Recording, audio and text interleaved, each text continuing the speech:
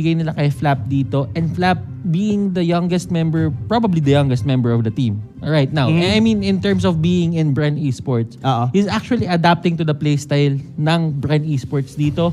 He knows what to do, and yung intricate na mga bagay na ginagawa ng BREN Esports, nagagawa, nalalaman niya, and he puts it in play. Totoo yan. Sobrang grabe nung performance talaga doon ni Flap TC, even into the rotation.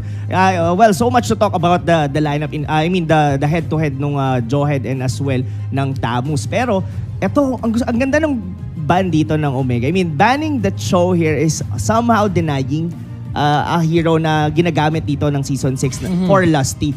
And of course, the Atlas will not be there.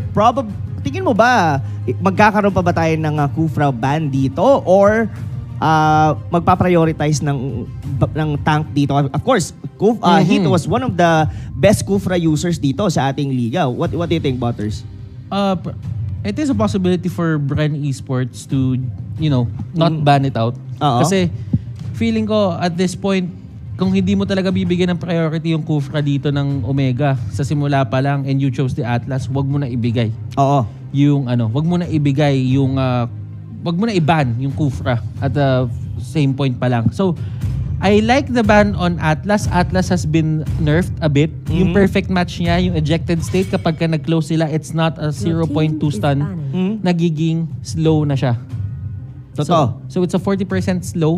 And that's a bit of that's actually a huge nerf. Kasi kung iisipin mo, yung Purify setup mo, kung ayaw mahuli ng Fatal Links, usually napipindot yun dun pa lang sa may perfect match pa lang kapag ka nagsanib para mawala lang yung stun at makatakas ka.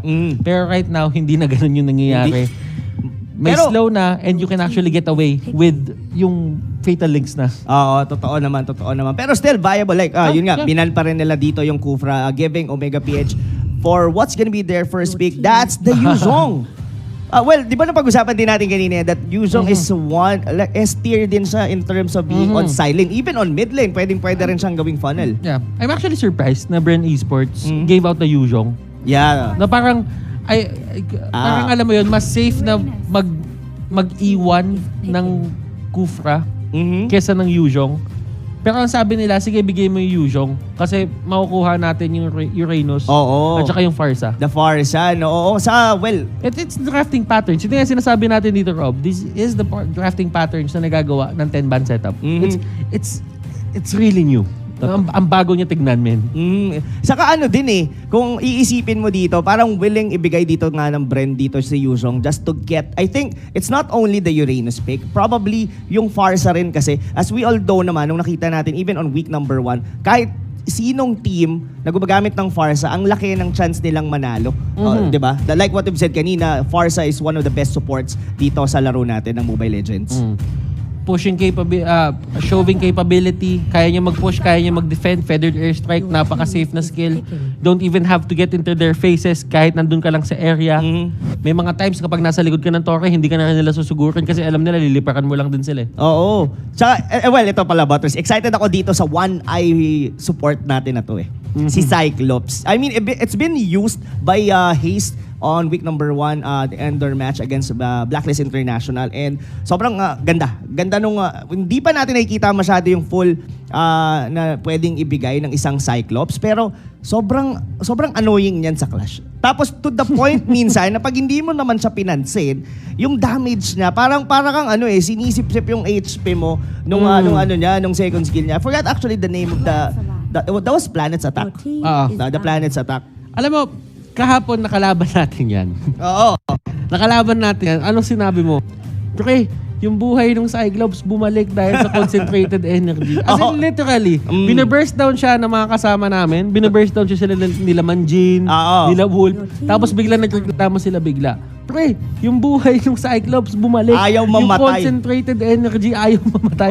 Yun lang talaga. Concentrated energy. Grabe tong hero na to. Pero, yeah, so much to say. And ang maganda pa dito, I mean, on this ultimate dito na Cyclops, he could be able to, proper timing of course pa rin naman. Kasi may mga pang-cancel kasi ng skill itong si Carl TC, which is probably siya yung gagamit dito ng Lancelot. Alam mo, para sa mga bagong viewers natin na nanonood dyan, na baka medyo, alam mo yung kakastart pa lang manood ng MPL for Season 6. ito po yung tinatawag nating drafting stage. Yes. Where you actually ban out heroes na ayaw mo makita sa kalaban and you pick the heroes na gusto mo para sa side mo. So, this is like a chess match. Kumbaga, sa chess kasi, di ba, usually it's a game of setups. Parang i-set up mo yung sarili mo for this move. At kapag hindi nakita ng kalaban mo, you just punish them. Very, sabihin natin, you just punish them very hard. So, sabi dito ng ganun yung pinaka-thought ng drafting. Totoo. Meron akong gustong quote na sinabi dito ng kaibigan natin, si Midnight. Sabi niya dito is, etong drafting phase, meron tong invisible war na nangyayari in between coaches. Na hindi nyo nakikita, pero yung utak nila, doon yung naglalaban in terms of, kasi most of the time yung mga players kasi they just want to play the game. Kumbaga, as much as possible, hindi na sila nag-i-input. Probably, konting ito siguro pwede. Pero ang pinaka talaga na gumagawa nitong draft na to, of course, it's the coaches itself. And pag yung burden na yun, inilagay mo pa sa isang player, sometimes mahirap na siya. Though it's workable kasi, of course, during our normal rank games, nagagawa naman natin siya. Pero this is a professional league. This is MPL. Lahat dito nagmamatter. Even the slightest stress na pwede mong ibigay sa players is as much as possible, matanggal mo and put it all that sa mga coaches. Kaya sobrang ako sa mga coaches Sobrang down ako talaga sa kanila. And etong mga drafting na nakikita nyo ngayon, this is a matter of just getting, sabihin na natin, the statistics for these heroes, and Angela picked for the side of Omega. Kenji! This is probably a core, Angela. Meron tayong I forgot kung sino yung nagsalita nun kanina, yung in terms of the strategy na pinangka-counter nila. I think that was Wolf na sinabi niya yung counter on the specific funnel or sa ganun is the Angela. Diba? Kapag kami, yung nila, sabihin natin, if a team really gives emphasis on going to the top lane and taking down yung turret ng maaga just to get map control, that's the time when Angela goes to the top lane, sasanib siya with the heart guard and just clears the wave. Yun yung naging thought process ni Wolf doon, kaya niya nasabi na baka yun yung counter. It is a possibility, but tingnan natin kung paano lalakuin dito ng Omega yung Angela. I'm just happy na ginamit niya ni Kenji kasi siya nagpasimula talaga niyan. Totoo. Nung season 5. BREN Esports dito, they do not have the Esmeralda even though that it wasn't really banned. Gatot is there. Tingnan natin kung paano aayusin ng BREN Esports yung problema nila dito. Angeling combination. Angeling. Tingnan natin kung magaling. Rhyming schemes, dong. Pero anyway, guys, iniisip ko dito, Angela with Cyclops, 2 squishy heroes. Kumbaga, most of the time, that's gonna be a 4v5 kasi the Angela will use his ultimate on the Yuzong or as well most of the time feeling ko sa Yuzong siya papasok Then the Ling ang target niya is gonna be the back lanes, of course. So that leaves the Cyclops all alone. Kasi si Hit most of the time hindi naman siya yung tipo ng tank or fighter siya. Tank lang yung role niya na pwede kanyang tulungan like mang zone 'di ba? So that leaves the Cyclops na vulnerable.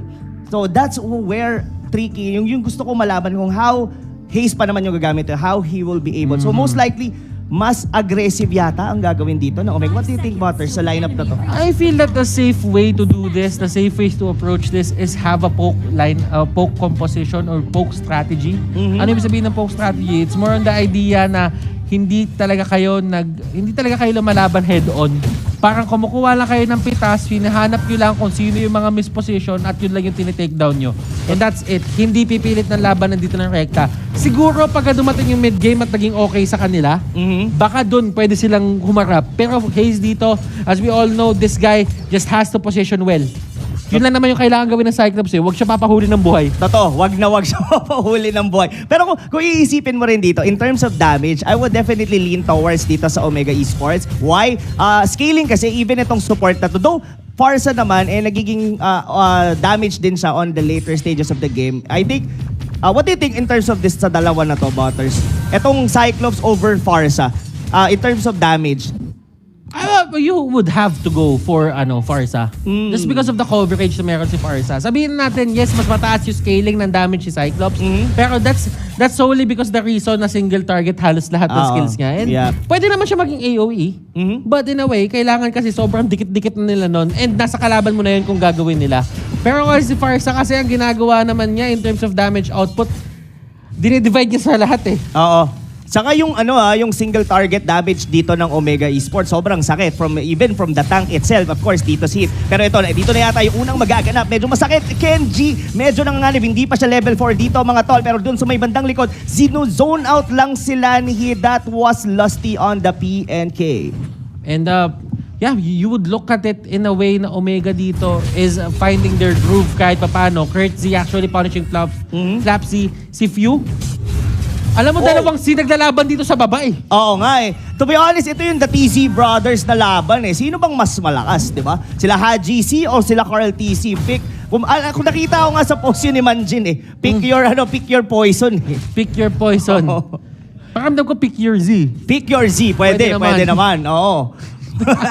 Pero ito na, mga tol. Well, this is a much slower game compared to game number 1 wherein nag-snowball ang BREN Esports and probably mukhang makakita na tayo talaga ng laban dito in between these two teams. And I think it's because of the fact din na maganda yung drafting ng gitna ngayon ng side ng Omega. They didn't really put sabihin natin, like kanina, yung mga heroes sila that didn't really have any damage or stuns. Ngayon, may punish sila eh, katulad nito. Oh, yun na yung punish na yun. Pero nakapag-flicker out pa rin naman doon si Few sa may bandang likod. Pero Lusty, hindi siya magiging maswerte. Pero mukhang nahabol pa nila yung nagte-teleport na Farsa doon sa may backlanes. Pero nandito naman si Ribo just to save the day. Kenji, nawala na yung sinaniban but still gonna be getting out on that skirmish sa may gandang gitna. And I guess Omega Esports did making a very good match dito sa game number 2. Okay, it's all about setups. Kurtzy dito will try to get away. Dating magkampe. Oo. Hinambalos ni Hit yung dating kampe. Totoo. Saan ka pupunta? Nandito pa naman. Buti na lang hindi siya doon namatay. Pero ang mamamatay, Flap TC, still gonna live doon sa may palakol. Grabe yung axe dito ni Hit. No? I mean, the damage from the Hilda, kanina yun din yung naging reason kung bakit sila nag-snowball yung BREN, di ba? Sa game number 1. Kasi they almost had, I think that was Few. Pero dito on game number 2, mas ramdam mo rito si Hit. The thing is, nung game number 1 kasi is they didn't really have the best setup. I mean, yung Omega doon, they collapsed in the middle lane pa lang. As early as 2 minutes, as early as the first minute of the game, nagkaroon na agad sila ng problema. Ngayon, si Haji, I think this is a much better game for him considering na nakakuha siya ng kill. Totoo naman. Pero the Feathered Airstrike will be used. But Flap PC, medyo nabura yata siya doon ng Yuzhong. Pero nandito na yung Dragon. Sa Iha, tinawag na dito. So may bandang likod ako, Carl TC, medyo nanganganib. But the turtle has been stealed by Carl TC. Pero Rebo, Avatar of the Guardian, just to get out. Pero sabi dito ni GC, hindi kita patatakasin. Dong into the backlanes. May lamang nagaganap. Haze, buburahin muna dito ni Carl TC. And that's gonna be it, mga kaibigan. That's a 1-for-1 exchange. Tingin ko, lumamang doon ang BREN Esports just by having that turtle. This is Kurtzy saying hi.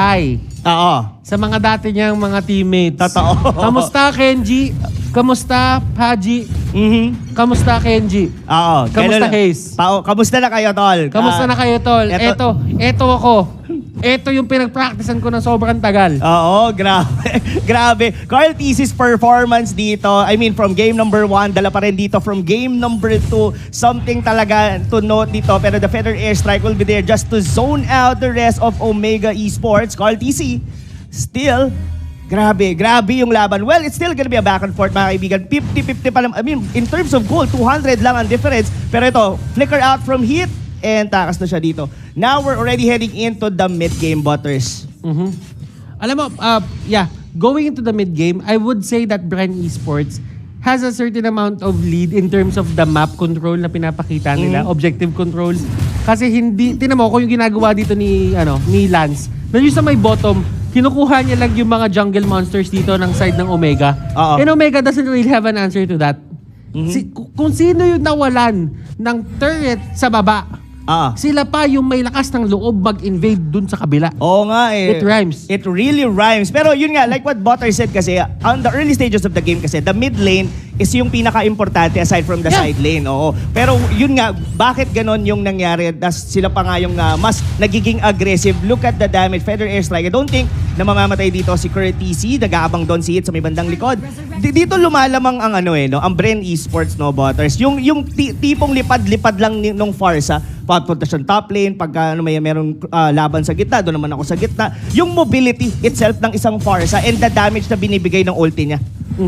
Pero alam mo na naman dito, priority ng ulti na binibigay sa kanya, Haji nalaglag. Nalaglag sa bakuran. Anong ginagawa mo? Nahulog pa nga doon. Pero yun na nga, yung turtle mawawala. Kasama na doon ang buhay. Doon ni Hit, may sunod pang laban. Mag-isa dito, Courtesy. Doon nakasanib sa kanya dito yung Angela. I don't think nakakayanin doon. So may bandang likod. That's Flap TC zoning out. Napilitan siya mag-flicker out. Masyado ka na yatang malalim, Uranus. Pero the damage will not be enough. Courtesy, kalaban si Carl TZ. Grabe naman tong laban na to. Dito tayo matututo talagang mag-rhyme no? Oo. Puro Z kasi lahat ng mabibitaw mong salita Alam mo, Rob, hindi ko naman masisisi. Oo. Yung Omega dito, kung bakit nagkakaroon talaga sila ng problema. Look at Popol dito and look at Lusty and Rebo, yung performance sila dito on how they actually go in dito sa mapa ng kalaban. Totoo. Defense check, Rebo punishes a lot of the pick-offs na ginagawa ng Omega. Kaya hindi mo din masasabi na totally panalo yung Omega pag nakakuha sila ng kills. Kasi the mere fact na nandun si Rebo para mag-clean up para sa team niya, napakalaking bagay nun. Oo, malaki talagang bagay. I mean, yung in terms of minion wave clear talaga, laging nauunahan ng BREN Esports dito ang Omega. Oy! Oh! Tinamaan ng... Grabe. Tinamaan ng cursed helmet. Oo. Akalain mo yon. Pero dito, yung dragon ni Courtesy, sino nga kaya? Gaya mo nagsabi na may magsisisi. Yun na nga, dito sa may bandang likod, Flap TC pa din. Medyo sino-zone out the rest of the Omega Esports, mga kaibigan. Unti-unti na naman na kinukuha ng BREN Esports ang mapa sa Omega Esports. Dalawa sa kanila ang may cursed helmet, if I'm not mistaken. Looking at the aura sa baba nila. And mind you, meron din dito si Lusty, kung hindi ako nagkakamali. And sa totoo lang, si Popol din meron. Oo nga, no? So dalawa yan. So as long as nakalapit dyan, yung mga kalaban, there is a negation. Labanan pala to ng first helmet, Paul. Tinan mo, kumuha na nga din si Heath. Oo, nangingit, sabi niya, puso Puso to Puso to. Ito, this is the item of the the meta ngayon, sa 10 hero ban. Kuha nga tayong curse helmet. And to be honest, it's a good item for both of the teams. Yes, definitely. There are two things that you should consider kapag kukuha ka ng curse helmet. It's more on the idea na yung kay Popol pala, yung puso pa lang, yung molten heart. Yung molten heart pa lang. So, umangat dito si Gatot. Well, Gatot is still Gatot. Kumbaga, siya core siya to be honest, just to butt in, sorry. Mahilig si Lusty sa ganyang klase ng mga build. Yung, alam mo yung kinukuha nila yung ingredient. Parang naalala ko siya dati sa Hylos. Kinukuha niya lang yung bilog na kulay blue. I forgot the name. Doon sa Clock of Destiny. Tapos kukunin niya yung molten core lang. Yung elegant gem. Oo, yung elegant gem. Ganon mag-item build si Lusty. Pero Kenji dito mabubura from the side of Mega Esports. Wow. BREN Esports looking very strong dito sa ating patch ng 10 hero ban, mga kaibigan. Paano ba pinapalambot ang meat? Pinapakuluan? Pinapakuluan? Ano pa ginagawa? Pinapalo-palo. Oo. Yan yung ginagawa nila ngayon. Pinapalo-palo talaga nila dito. Oo, grabe yung pagpalo. May kasama dong ibon sa likod. Courtesy dito, bin zone out na naman dito by BREN Esports. At was that Odil? Si Lemon nata. Si Lemon. Okay, oo. Tinitignan sino ba yung nandun. Lagi ko kasi siyang nakikita Pero to, the zone out coming from the avatar of the Guardian just to show away the rest of Omega Esports, mga kaibigan. Habol sila. Gitna dito, basag na. He's still will not live another day doon, mga kaibigan. 2-man down para sa side ng Omega Esports. And now, BREN Esports dito, having a complete lead sa laban na to, Butters. Clearly, Rob, nakikita naman natin dito kahit pumikit ka pa. At nakikinig mo lang ngayon yung siege na ginagawa ng BREN Esports, you would know that they're in the lead. Pero the thing is, may magagawa pa ba dito yung Omega? I think this is a really gargantuan task para sa side nila. Pero still, BREN Esports dito, hindi na sila magkakamali eh. They're just really in it to win it. Totoo yun. They're really in it to win it because dito si Heat medyo mababack out and yan, ubos na lahat ang tier 3 turrets dito ng BREN Esports. Still, they're respecting dito Omega PH on this well, they still can wait naman. Nandito pa naman yung Lord and this makes going back dun sa drafting board na that's the reason why they are willing to give the Yuzhong because the Farsa it's much worth it. Diba? Kasi kita-kita natin dito, though walang kill dito yung Farsa, nakikita mo kung ano yung gamit ng yung support nila to in terms of being a utility on the whole team. Talagang even pag zone out doon sa the rest eh. Pero dito, looks like Haji doing a Hail Mary play para manakaw dito ang Lord para sa side ng BREN Esports. Ang tanong, magiging successful kaya dito si Haji? Wala na siya halos buhay. Ito yung tinatawag natin, they're pretty much aware of it at this point. Haji, nahuli siya dun sa may likod, pero would it really matter? Yes, it will. Cards! Minute to win it. Pero ito na nga, mga kaibigan, Courtesy might be going down as well sa kamay ni Carl TZ. Few getting a kill doon sa may backlane and this might be it. A wipeout for the side of Omega Esports. And that, of course, the teleportation signature ng BREN Esports will still be there because they already won that match. What a spectacular performance. 2-0 para sa BREN Esports. Clearly, Rob.